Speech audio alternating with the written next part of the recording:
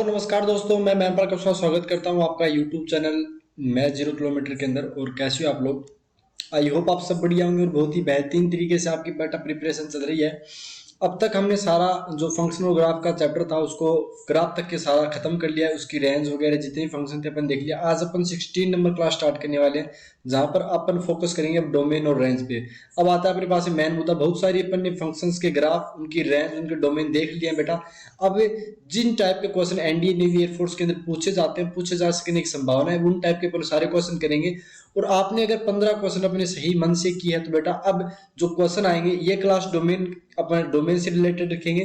Domain के यहाँ पे पहले तो कॉन्सेप्ट्स कह जाएंगे, डोमेन किस फंक्शन का किस टाइप से बताया जाता है। और इसके अगली क्लास के अंदर अपन डोमेन्स के जितने भी क्वेश्चन बन सकते हैं, बनने की संभावनाएं हैं, उन टाइप के क्वेश्चन करेंगे। और क्वेश्चन प्रैक्टिस से समझ में आएगा कि क्वेश्चन अपने को पेपर में कैसे करने हैं। ठीक है, तो इस क्लास के अंदर डोमेन का कॉन्सेप्ट बताया जाएगा, अगली क्लास में डोमेन के क्वेश्चंस कराए जाएंगे जो प्रीवियस ईयर में आ चुके हैं। प्रीवियस ईयर क्वेश्चन भी करेंगे और कुछ नए क्वेश्चन भी करने वाले हैं। ठीक है बेटा, मैं आपको एनडीए नेवी और एयरफोर्स की तैयारी करवाता हूं। और ये मेरी अनअकैडमी प्रोफाइल है जिसे आप फॉलो कर सकते हैं। और मेरी अनअकैडमी की जो फ्री क्लासेज है उनका आप फायदा उठा सकते हैं। यहाँ पर 61 फॉलोअर, 41 डेडिकेशंस। मैन पाल का शो आपको नाम सर्च करना है अनअकैडमी पर, आपके पास नाम सर्च करते ही आ जाएगा मेरा आईडी। और अगर नहीं होता है, कोई प्रॉब्लम आ रही है, तो आप डिस्क्रिप्शन बॉक्स के अंदर चेक कर सकते हैं। वहाँ पे मैन पावर का shop Unacademy profile link blue वाली पे क्लिक करते ही अपने आप हो जाएगा। ठीक है बेटा, चलो अपन नेक्स्ट अपन चालू करते हैं आज की क्लास को। तो मैं आपको एनडीए और नेवी एयरफोर्स की तैयारी करवाता हूँ। अपन नेक्स्ट क्वेश्चन करेंगे बेटा। अब इस क्लास के अगली क्लास के अंदर एनडीए नेवी एयरफोर्स में आए हुए क्वेश्चन करेंगे जो डिफरेंट डोमेन और रेंज से आए हुए हैं। तो डोमेन के पहले क्वेश्चन करेंगे, फिर रेंज के करेंगे, फिर मिक्स क्वेश्चन भी करेंगे। ठीक है, ठीक है बेटा। मैं खुद आपको दिखा देता हूं कि मैं खुद एयरफोर्स सिलेक्टेड हूं। मेरे मैथ्स के अंदर 25 और 25 मार्क्स आए हुए हैं पेपर के अंदर। ठीक है, ओके, ये रहा, देखो मैथ्स के अंदर 25 में से 25 है ना, पूरे पूरे नंबर आए बेटा, जो सितंबर 2020 के अंदर एग्जाम हुआ था उसके ऊपर। ठीक है, तो चलो अपन नेक्स्ट पहले कॉन्सेप्ट डाल लेते हैं, बाद में अपन पढ़ते हैं कि आगे क्या करने वाले। ध्यान से देखना बेटा, हेडिंग डालो आज डोमेन ऑफ एक्सप्रेशंस। क्या डालोगे? Domain of expressions. और आज की क्लास बेटा एकदम सही तरीके से देखना। इस क्लास से पहले एक बार दोबारा रिवाइज कर लेना जितने भी ग्राफ पढ़ाए हैं, क्योंकि अब उनका यूज आएगा, सबका सबका यूज होगा एक्सप्रेशंस। ठीक है, ओके। अब देखो डोमेन ऑफ एक्सप्रेशन, पहला पॉइंट बात करते हैं, पहले टाइप के फंक्शन की बात करते हैं जिनका डोमेन अपने को बताना। ध्यान से देखना, डोमेन के लिए लिखोगे डोमेन ऑफ एन, 1 सेकेंड बेटा, डोमेन ऑफ एन एक्सप्रेशन, ये एक्सप्रेशन है, इज द, पहले तो डोमेन की अपन देख लेते हैं डेफिनेशन दोबारा एक बार। डोमेन ऑफ एन एक्सप्रेशन, एक एक्सप्रेशन का डोमेन क्या होता है? Is the allowed value of, allowed set of values लिख सकते हो, सेट ऑफ वैल्यूज, क्योंकि एक वैल्यू नहीं बहुत सारी वैल्यूज होगी जिनका एक सेट बनेगा, set of values of x. ठीक है, अपन क्या बोल रहे हैं दोबारा सुनो, कि अपने पास में डोमेन ऑफ एन एक्सप्रेशन, एक एक्सप्रेशन का जो डोमेन होता है वो एक्स के अलाउज वैल्यूज का सेट होता है, उसको अपन बोलते हैं। अपन डोमेन के एक्सप्रेस पहले भी थोड़ा सा पढ़ लिया था इसके बारे में।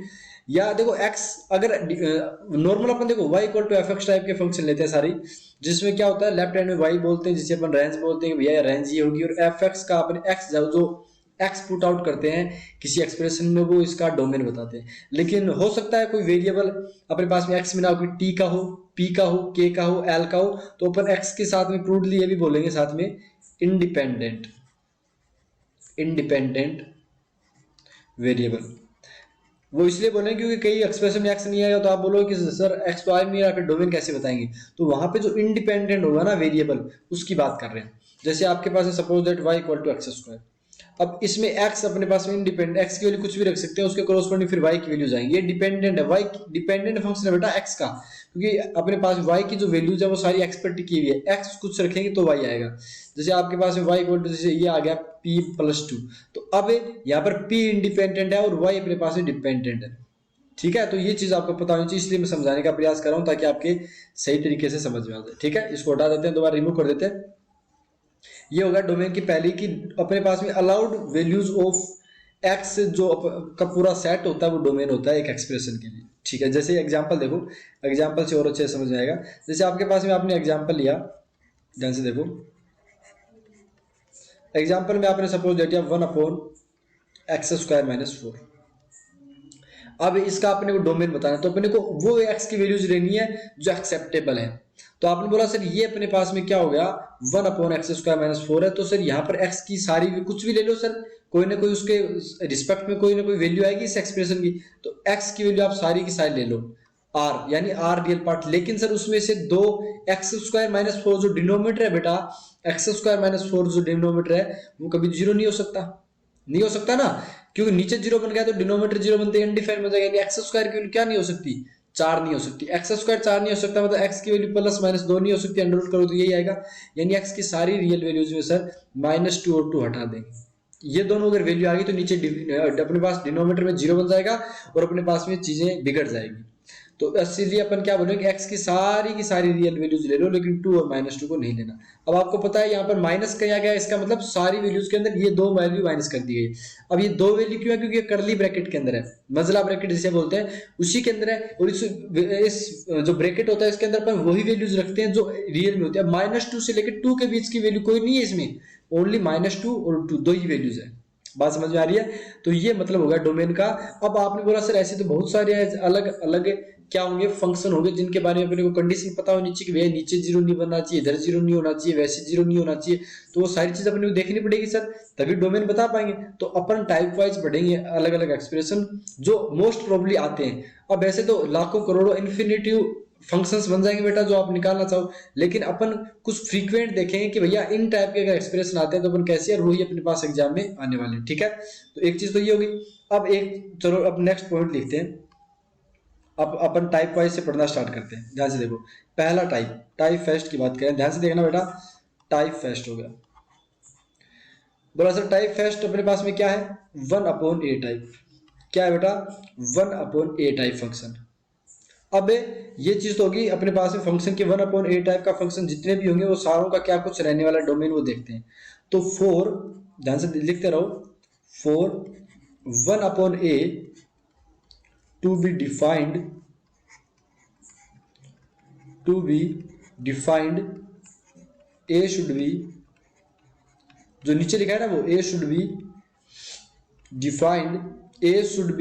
defined and a not equal to 0। बात समझ में आई कि अपने पास में अगर 1/a को डिफाइंड होना है तो आपको क्या क्या करना पड़ेगा। बोला सर उसके डिफाइंड होने के लिए अपने पास में a को भी डिफाइन होना पड़ेगा और a जीरो नहीं होना चाहिए। क्योंकि a जीरो क्यों नहीं हो सकता, समझ में आया ना, क्योंकि नीचे वाला जीरो नहीं बन सकता। डिनोमिनेटर अगर जीरो बन गया तो फिर दिक्कत हो जाएगी। अभी थोड़ी देर पहले यही तो क्वेश्चन किया था, 1/a टाइप का क्वेश्चन आपको कराया था। बोला ठीक है, एग्जाम्पल देखो बेटा, एग्जाम्पल जो और अच्छा समझ आएगा। जैसे 1/x - 3 आ गया। अगर आपको इसका क्या बताना पड़े, इस एक्सप्रेशन का डोमेन बताना पड़े, डोमेन ऑफ एक्सप्रेशन, ई मतलब एक्सप्रेशन, तो इसका डोमेन क्या होगा। तो बोला सर सारी की सारी रियल वैल्यूज ले लो, लेकिन उसमें से 3 को हटा दो, यानी कर्ली ब्रैकेट में डाल दो, क्योंकि सर 3 आ गया तो नीचे जीरो बन जाएगी, दिक्कत हो जाएगी। इस टाइप से आप लिखते हो बेटा डोमेन। 1/a टाइप का डोमेन कैसे बोलते हैं कि a भी डिफाइन होना चाहिए और a जीरो के इक्वल नहीं होना चाहिए। बात समझ में आ गई।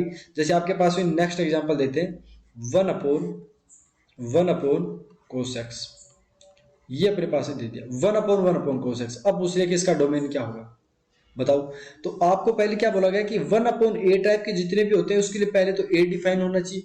अच्छा, a डिफाइन होने के लिए मतलब 1/cos x डिफाइन होना चाहिए। बोला ठीक है सर। फिर a should be defined, a should be defined का मतलब कितना, a और a जीरो नहीं होना चाहिए, मतलब cos x की वैल्यू क्या नहीं होनी चाहिए, जीरो भी नहीं होनी चाहिए। बात समझ में आई। 1/cos x कितना होता है, तो बोला सर sec x होता है। ठीक है, 1/cos x आता है तो sec x डिफाइंड कहां पे होता है, x की वैल्यूज पे, बताओ। x के अंदर अपने पास में क्या रखते हैं, एक तो बात ये। और cos x जीरो कहां होता है, तो बोला सर cos x का पहले तो ग्राफ पता होना चाहिए बेटा। इस टाइप के लिए ग्राफ आपको लिखाया था, वो कहां जीरो था, जहां पे इसके रूट्स आ रहे थे। रूट्स कहां आ रहे थे कि सर आप x की value 2n odd multiple of π/2 पता है कि आपको, हाँ यहाँ पर ये जीरो आ रहा था, तो सर ये जीरो x की ये वैल्यू नहीं हो सकती। अगर ये जीरो बन गया सर तो 1/a में a जीरो बन जाएगा, फिर दिक्कत हो जाएगी। तो आप क्या बोलोगे कि सर सारी रियल वैल्यूज ले लो। अगर मैं दोबारा लिखूं इसको 1/1 cos x, तो इसकी सारी वैल्यूज के लिए अपने पास इसका डोमेन क्या आ जाएगा, बोला sir x belongs to r, सारी की सारी वैल्यूज, लेकिन सर उसमें से 2n+1 इंटू पाई बाई 2 वाली माइनस कर दो, क्योंकि यहाँ पे सर cos x 0 बन जाए फिर नहीं होगा। अब कई बच्चे क्या बोलेंगे, ध्यान से सुनो कि सर अगर 0 बन गया तो दिक्कत क्या है।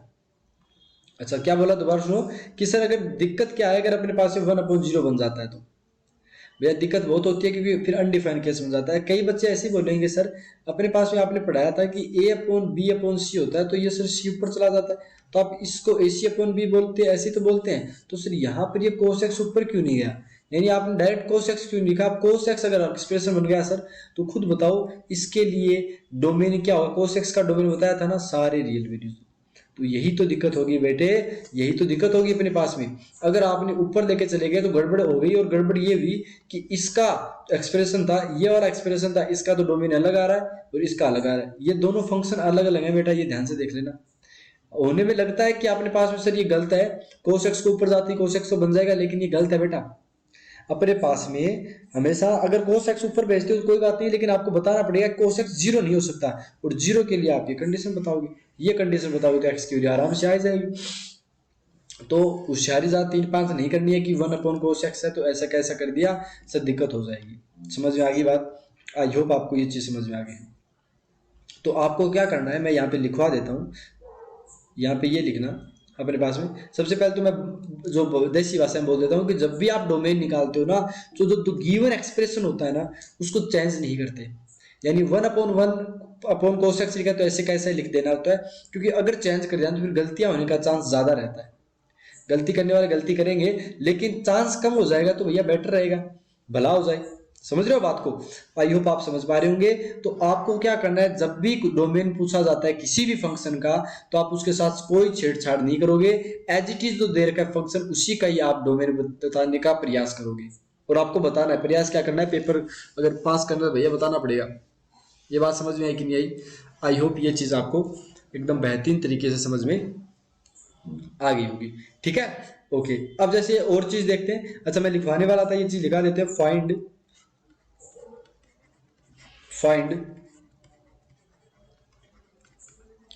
Domain of expression in the given form, यानी जो गिवन फॉर्म है उसी के अंदर निकालना है, इटसेल्फ फॉर्म इटसेल्फ लिखा हुआ है, चलो मैं इसको मिटा के सही से लिख देता हूँ। इटसेल्फ मतलब जो दे रखा है सेम टू सेम उसी का निकालना है, चेंज नहीं करना। इसका मतलब कितना क्या हो गया, without is equal to without simplification, यानी अपने को सिंप्लीफिकेशन नहीं करना है, सिंप्लीफाइंग या फिर बोल सकते हो अपने पास में उसमें चेंज नहीं करना है। समझ में आ गई बात, ये सबसे इंपॉर्टेंट पॉइंट है। जब भी आप डोमेन निकालते हो तो उस फंक्शन को मत चेंज करो, क्योंकि वरना गलती हो जाएगी। यहाँ पर आप cos x को ऊपर लेके तो देखो डोमेन ही अलग अलग आ गया, ये अलग डोमेन आ गया, यहाँ पे अलग डोमेन आ गया। समझ रहे हो बात को, तो आपको चेंज नहीं करना है, ठीक है। अब एक टाइप हो गया क्लियर, चलो अब टाइप 2 पढ़ते हैं। एक टाइप का क्वेश्चन होगा, जब भी अपने पास में 1/a पर टाइप के एक्सप्रेशन आते हैं तो आप क्या बोलोगे कि a भी डिफाइन होना चाहिए और अपने पास में a 0 नहीं होना चाहिए। टाइप 2 देखो, 4 अपने पास में √a टाइप का है, क्या है √a टाइप का, तो 4 √a टू बी डिफाइंड, ध्यान से लिखते रहो पहले फिर समझाएंगे आपको। टू बी डिफाइंड, इसको डिफाइन होने के लिए क्या होना पड़ेगा, a should be defined, a भी डिफाइंड होना चाहिए, एंड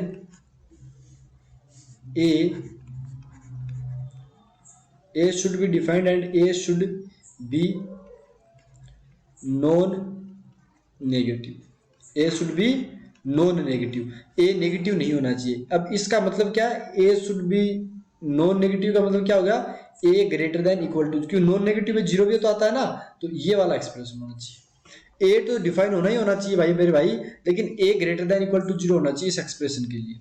बोला सर कैसे, अच्छा ये एक्सप्रेशन एक बात बताओ, इसको आप ये भी लिख सकते हो, ए पॉजिटिव के लिए क्यों बोला गया ये बताते हैं पहले। सबसे पहले तो ए पॉजिटिव के लिए भाई इसलिए बोला गया कि जैसे आपने लिखा अपने पास में सपोज दैट रूट के अंदर माइनस का 5 लिखा, तो ये क्या है, एंड आप जानते हो कि अपने पास में स्क्वायर रूट के अंदर अपने पास में क्या बोलते हैं माइनस नहीं आता, तो आप क्या बोलोगे अनडिफाइंड वैल्यू। क्या है ये अनडिफाइंड है। अब कई बच्चे बोल रहे हैं कि भैया हमने तो 11th क्लास के अंदर हमने तो पढ़ रखा है तो 5 आया है, लेकिन जब अपन फंक्शन ग्राफ में अपने पास में ये रेंज और डोमेन बताते हैं तो इसमें ओनली रियल वैल्यूज की बात करते हैं, इमेजिनरी की वैल्यू बात नहीं करते। तो कई बोलेंगे रूट -5 सर 5 आयोटा होता है, हमने आयोटा पढ़ रखा है तो वो भूल जाओ उस टाइम के लिए।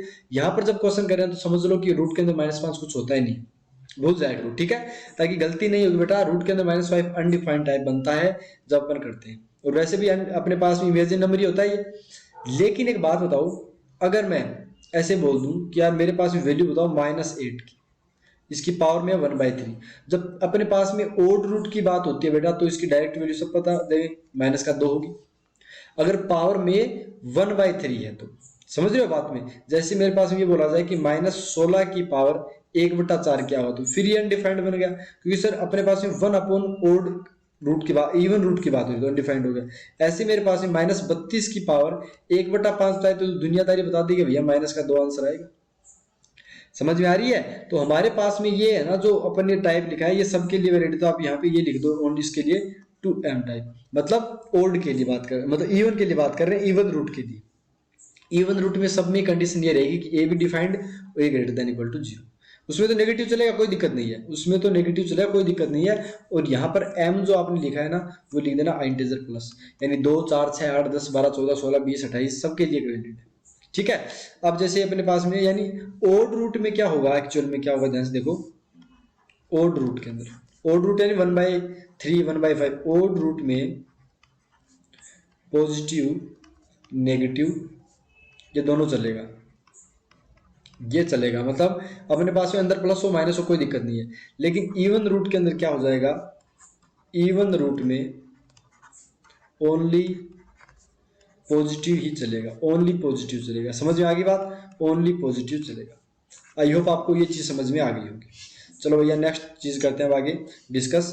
जैसे मतलब अपन ने ये बोल सकते हैं इस पूरी चीज को कंबाइन करने के बाद में कि a की पावर 1/2m अपने पास में डिफाइन होने के लिए a should be defined, a should be defined and a greater than equal to 0, ये होना चाहिए। और अगर अपने पास में a upon 1/2m plus 1 type का नंबर आ गया यानी ओड नंबर आ गया तो a शुड भी तो डिफाइंड होना चाहिए, तो लिख ही देते हैं a should be defined and a तो डिफाइन होना ही चाहिए अपने पास में, बाकी ये कुछ भी हो एंड हटा दो, बस इतना सा है कि a डिफाइन होना चाहिए, बाकी कुछ भी हो कोई दिक्कत नहीं है, क्योंकि अपन कुछ भी ले सकते हैं, a बिलोंग्स टू r चलेगा, रियल नंबर के अंदर सब कुछ चलेगा भैया, कोई दिक्कत ही नहीं है, पॉजिटिव नेगेटिव का कोई फर्क ही नहीं पड़ेगा। आई होप आपको समझ में आ गया, ठीक है। आई होप आपको ये चीज समझ में आ गई होगी। आई थिंक कैमरा थोड़ा सा, हाँ अब सही है। आई होप आपको ये चीज समझ में आ गई होगी, ठीक है, ओके। अब देखो अपन आगे की चीज को डिस्कस करते हैं बेटा, आगे की चीज क्या है, आगे की चीज क्या है, ध्यान से देखो। थोड़ा बाल सेट कर लें, ओके। अपन देखो नेक्स्ट चीज क्या करने वाले, ध्यान से देखना बेटा। अब अपन ये करने वाले हैं कि जैसे सपोज दैट आपके पास क्वेश्चन एग्जांपल लिख लेते हैं पहले तो, कि इन टाइप 2 का एग्जांपल क्या है सर, थोड़ा सा ये बताओ।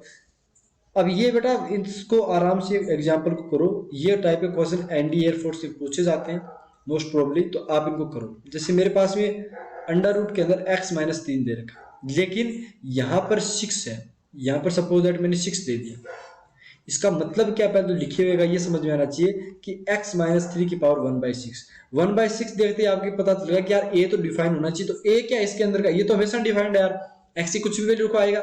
लेकिन आपको ये पता होना चाहिए कि x-3 क्या होना चाहिए, ग्रेटर देन इक्वल टू 0, यानी x की वैल्यू क्या होनी चाहिए, ग्रेटर देन 3 होनी चाहिए।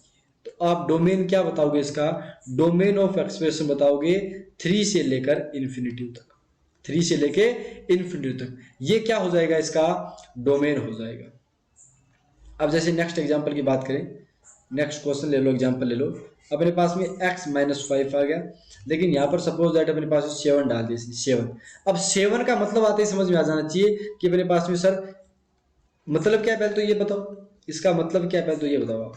बोला सर मतलब साफ साफ दिख रहा है आपको, आप क्या देख नहीं पा रहे? ये देखो इसका मतलब ये है सर कि अपने पास में x माइनस 5 की पावर 1/7 है, और 1/7 का मतलब सर ओड आ गया, और ओड आते पता चल गया कि x बिलोंग्स टू r, यानी x कुछ भी ले लो चलेगा, मतलब अपने पास में डोमेन ऑफ एक्सप्रेशन कितना आ गया, r आ गया। कोई रेस्ट्रिक्शन नहीं है, सब कुछ रखो, कोई चक्कर ही नहीं है। बात समझ में आई कि नहीं आई? आई होप आपको समझ में आ गया। ये टाइप 2 अपना कंप्लीट हो गया बेटा। अब अपन करने वाले हैं टाइप 3। अब अपन करने वाले हैं टाइप 3 को क्लियर। देखते हैं टाइप 3 के अंदर क्या करेंगे। टाइप 3 के अंदर होगा लोग a to the base b, a to the base b के बारे में पढ़ेंगे कि भैया a to the base b के लिए आपको क्या पढ़ना है। ठीक है, ये चीज तो समझ में आई कि लोग a टू द बेस लो अपने एक्सप्रेशन देखा है लोग का, तो इसको डिफाइन होने के लिए क्या करना पड़ेगा, तो ये यहाँ पे लिखो इसकी प्रोसेस। लोग a to the base b to be defined,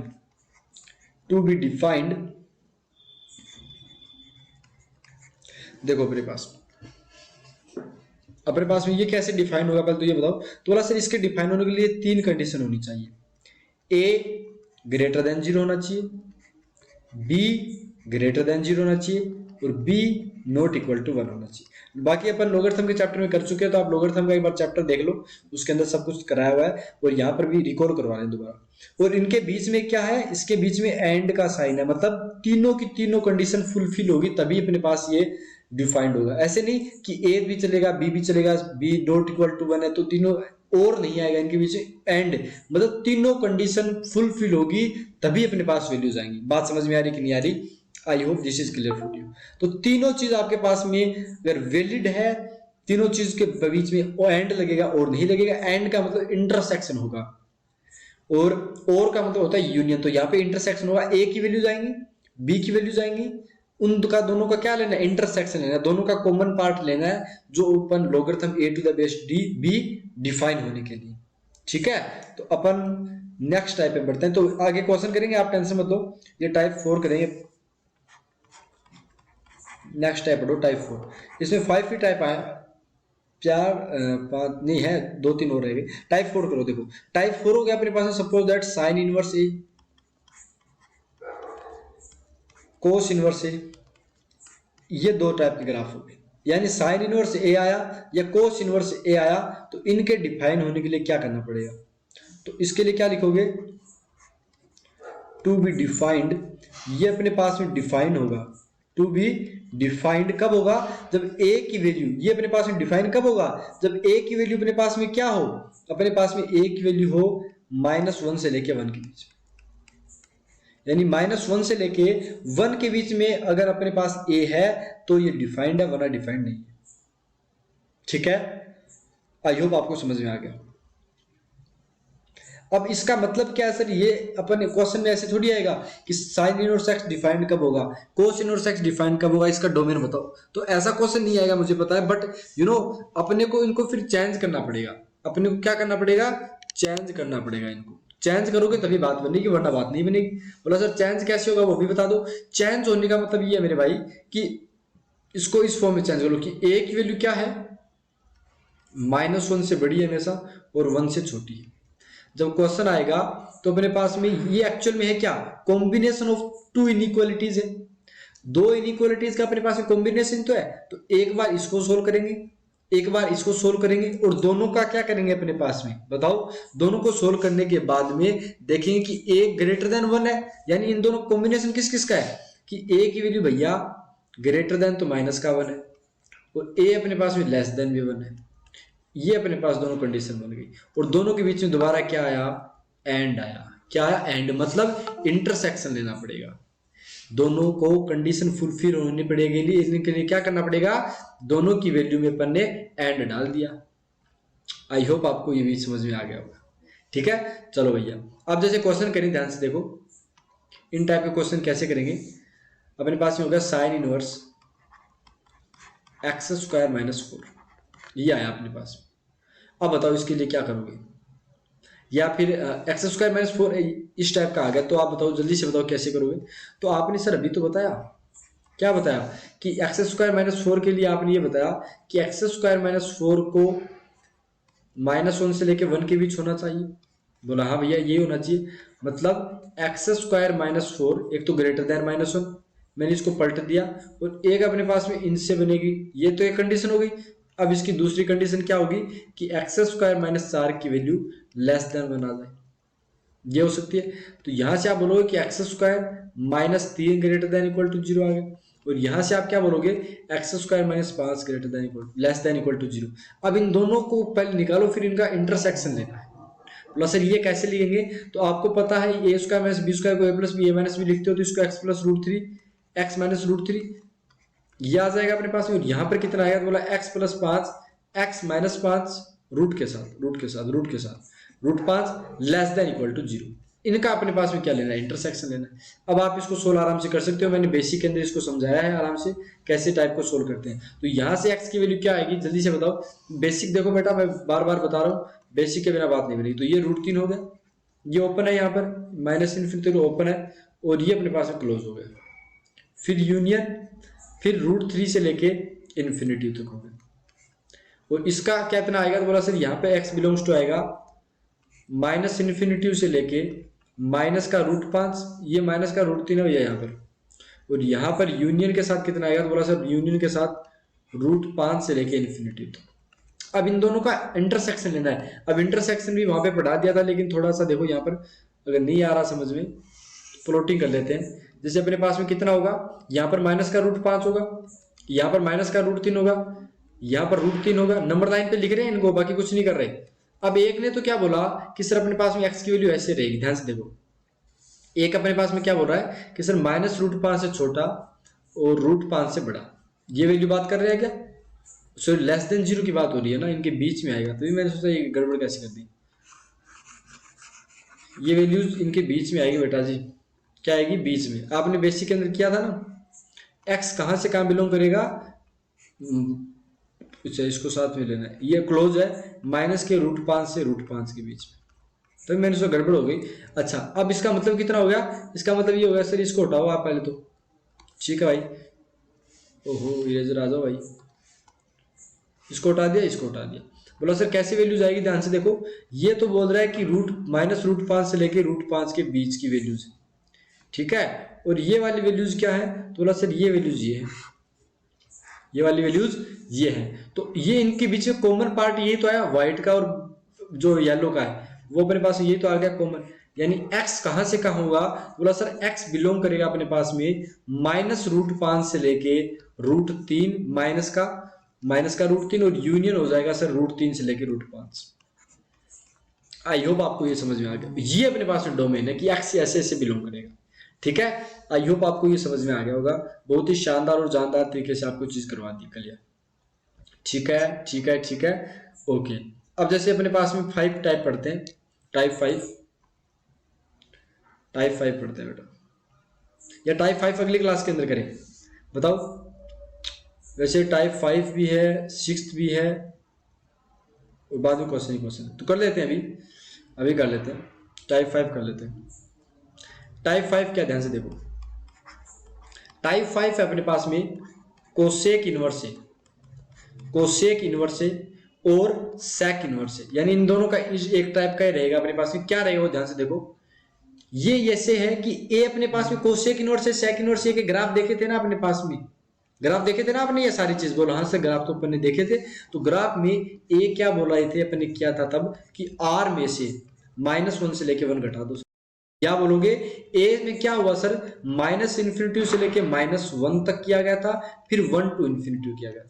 इस टाइप का था कि नहीं था, ये ए के बारे में आ गया। अब बोला सर फिर क्वेश्चन के अंदर दिक्कत होगी, जैसे साइन इनवर्स अभी बताया था सर आपने क्या कि साइन स्क्वायर वाले में आपने x² -4 को ग्रेटर देन -1 किया, तो सर यहाँ पर कैसे होगा ये बताओ। एक्चुअली पता है ये ब्रेक हो रहा है। बोला कैसे कि सर ए की वैल्यू या तो आ रही है -1 से लेके छोटी, या सर यहाँ पर देखो ए की वैल्यू आ रही है ग्रेटर देन 1। तो इन दोनों को आपको सोल्व करना है, इन दोनों को आपको सोल्व करना है, और इनके बीच में यूनियन आएगा बेटा। बोला सर अब की बार यूनियन क्यों, मतलब और क्यों आ रहा है, क्योंकि अगर a लेस देन -1 हुआ तो भी चलेगा, और a greater than equal to 1 हुआ तो भी चलेगा। लेकिन साइन वाले में ऐसा नहीं था, साइन वाले में -1 से 1 के बीच रखना था। यहाँ पर ये भी चलेगा, ये भी चलेगा, तो इनके बीच और आएगा, और आएगा मतलब यूनियन। दोनों का जो सॉल्यूशन सेट आए ना, अगर इसका solution set suppose that S1Q set ही आएगा, इसका S2, तो दोनों को क्या करना है, एज ए ऐड कर देना है। क्या कर देना है, ऐड कर देना है, यूनियन कर देना है। ये टाइप 5 हो गया। अब टाइप 6 भी देख लो, अब टाइप 6 भी देख लो, फिर अपन क्वेश्चन से क्वेश्चन करेंगे। देखो टाइप 6 क्या है, ध्यान से देखना। टाइप 6 ये है अपने पास में कि साइन एक्स, अब बहुत सारे एक्सप्रेशन है जो सेम है, जिनका डोमेन सेम तरीके से बताएंगे।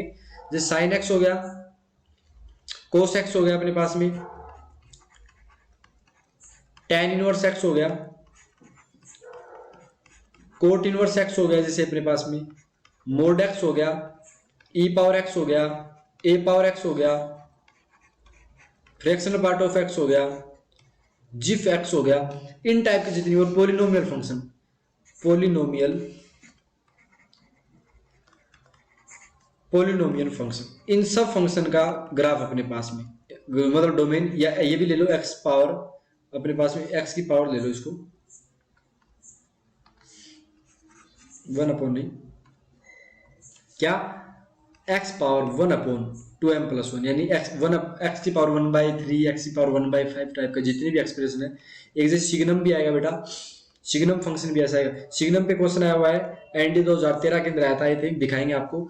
इन सारों का बता देना, सब के सब एक जैसे बन देंगे, मतलब इनका डोमेन एक जैसा रहेगा। ग्राफ तो सबके अलग अलग बताया आपको, विल हैव डोमेन, इन सब का डोमेन, इनके बीच में एक्स की जो वैल्यूज है एज आर, सबका डोमेन आर है, कुछ भी रख दो, कोई ना कोई वैल्यू आएगा। साइन एक्स अपने पास में पता है ऐसे चला था, कोस एक्स भी ऐसे ही चला था, टेन इनवर्स एक्स अपने पास में कैसा आया था बताओ, टेन इनवर्स एक्स कैसा आया था, तो बोला सर टेन इनवर्स एक्स अपने पास में ऐसे आया था। कोट इनवर्स सर जीरो, अपने पास में 0 से लेकर 1 के बीच ही रह गया था। मोड एक्स अगर आप अपन ने देख लिया था, ऐसे करके ऐसे आया था। मोड एक्स कैसे करते हैं बताओ, बोला मोड एक्स के कैसे करते हैं, क्वेश्चन पता है क्या आपको ग्राफ, बोला सर आप पता है, एक्स में जो लेफ्ट में एंड में होता है उसको अपन पहले एक्स वाले को रिमूव कर दिया और उसको ऊपर शिफ्ट कर दिया, मतलब जो अपने पास में राइट वाला था ना, उसका अपन ने क्या ले लिया, इमेज ले लिया। ए की पावर एक्स का ऐसे आता है, ए की पावर एक्स का वो ए पे डिपेंड करता है कि ग्रेटर देन है 0 से 1 के बीच है, 1 से आगे है। ये फ्रैक्शन पार्ट एक्स का ऐसे ऐसे करके आए थे बहुत सारे, जीफ एक्स का ऐसे करके स्टेप फंक्शन बताया था आपको। पोलिनोमियल फंक्शन ग्राफ होती है, 1/x⁴m, इसके भी आपको ग्राफ बता रखे। सिग्नम का भी बता रखा है, एक या तो ये आएगा, एक 0 आएगा, एक ऐसे आएगा, 3 अपने पास बनेंगे। तो सबके ग्राफ आपको पता होनी चाहिए बेटा, तभी आप कर पाओगे आगे की चीजों को। विल हैव डोमेन आर, इन सब का डोमेन आर होता है, सब में कुछ भी वैल्यू रख सकते हैं, क्योंकि पूरे एक्स एक्सिस में देखेंगे तो आप पूरी एक्स की वैल्यू कुछ भी रखो, वाई की वैल्यू उसके क्रॉसपोंडिंग कुछ ना कुछ आएगी, तो डोमेन आर हो गया। ठीक है, जैसे अपने पास में ये बताया जाए, चलो ये छोटे छोटे हैं, ये भी कर लो। जैसे टाइप 7 में आ गया, टाइप 7 में कौन कौन से बच गए, अब टेन एक्स सेक एक्स बच गए क्या, जैसे तो टेन एक्स हो गया और सेक एक्स हो गया। तो इसके लिए आप क्या बोलोगे, एक्स कहां से कहां बिलोंग करेगा, बोल रहा सर साइन अपॉन कोस हो गया, तो सारी वैल्यूज ले लेगा सर, लेकिन अपने पास में कोस 0 नहीं होना चाहिए, मतलब कोस 0 कहां होता है, 2n+1, ये बाहर निकाल दो, वरना सर डिनोमिनेटर 0 बन गया। अच्छा टाइप 8 भी इधर डाल लो, वो तो sine cos ten cot x हो गया और कोसेक एक्स हो गया। इसमें अपने पास में साइन नीचे आता है, तो आप क्या बोलोगे कि x बिलोंग्स टू r, लेकिन नीचे वाला साइन 0 नहीं होना चाहिए जो n5 पे होता है। तो ये इनके डोमेन अपन ने लिख लिए, ये अपन ने इनके डोमेन लिख लिए। तो आगे वाली क्लास के अंदर कंटिन्यू करेंगे इस चीज को, फिर अपन क्वेश्चन करेंगे। भैया अभी तो एक साइड मेरे को लगता है, मैंने सोचा कि अभी कर देंगे 50 मिनट की क्लास, लेकिन थोड़े से चाय वाय पी लेते हैं, अभी थोड़ा सा खाना वाना खाया था, ठीक है, बाद में करेंगे क्लास को आगे कवर। तो अगली क्लास के अंदर मिलते हैं, जिसके अंदर अपन नेक्स्ट क्लास को कवर करेंगे और चीजों के साथ बेहतरीन तरीके से मिलेंगे और क्वेश्चन कराएंगे बेटा। एनडी न्यू ईयर फोर्स में जैसे क्वेश्चन पूछे गए हैं, प्रीवियस ईयर PYQ भी करवाएंगे, और नए क्वेश्चन कैसे बन सकते हैं वो सारी चीज देखेंगे। तब तक के लिए धन्यवाद, जय हिंद भारत दोस्तों, और ऐसे प्यार मोहब्बत बरसाते रहिए, पढ़ते रहिए। जय हिंद जय भारत, ठीक है, बाय भैया, चलते हैं, बाद में स्टार्ट करते हैं कल की क्लास, कल करेंगे और चीजें कल करेंगे। तो मैं आपको बाय बाय बोल देता हूँ सबसे पहले, तो मैंने बोलोगे बाय बाय नहीं बोला हमको, थैंक यू वेरी मच हमारा। ओ ये फाइल अभी भी पड़ी है, चलो बेटा ठीक है, तो मिलते हैं आपके साथ में नेक्स्ट क्लास के अंदर जल्दी ही, तब तक के लिए धन्यवाद, जय हिंद जय भारत।